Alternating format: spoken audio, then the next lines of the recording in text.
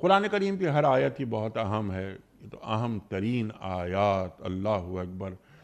میں نے پس منظر ہی بیان کرنے کی کوشش کی، اب یہ وَقُلْ جَاءَ الْحَقُّ وَزَهَقَ الْبَاطِلُ إِنَّ الْبَاطِلَ كَانَ زَهُوقًا، یہ منزل کیسے آئی؟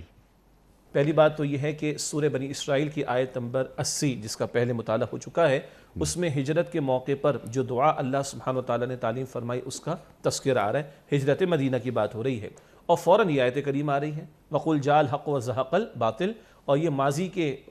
صیغے میں ہے، پاسٹ ٹینس میں ہے، اور اے نبی علیہ السلام فرما دیجئے کہ حق آگے اور باطل مٹ گیا۔ حالانکہ ابھی تو ہجرت ہو رہی ہے مدینہ شریف کی طرف، ابھی تو کوئی ہے کہ زندگی بڑی اجیرن کر دی گئی ہے مکہ مکرمہ میں، اور اللہ تعالیٰ کی اجازت سے نبی اکرم علیہ السلام نے پہلے صحابہ کرام کو اجازت عطا کی،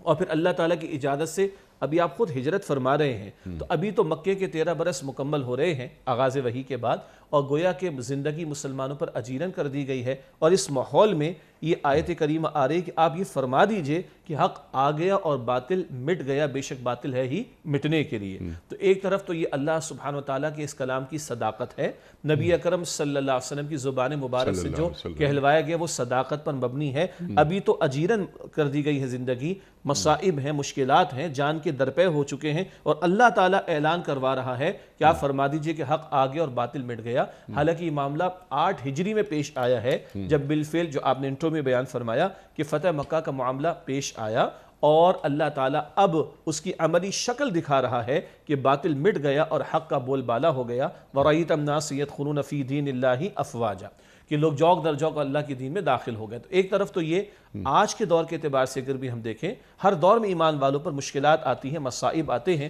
مگر اس طرح کے مقامات قرآن پاک کے اولاً خطاب نبی اکرم علیہ السلام سے، مگر حق والے تو قیامت تک رہیں گے نا، تو ہر دور میں اس طرح کی آیات جن میں پروفیسیز ہیں، جن میں بشارتیں ہیں، یہ ایمان والوں کی تقویت کا باعث بنتی ہیں۔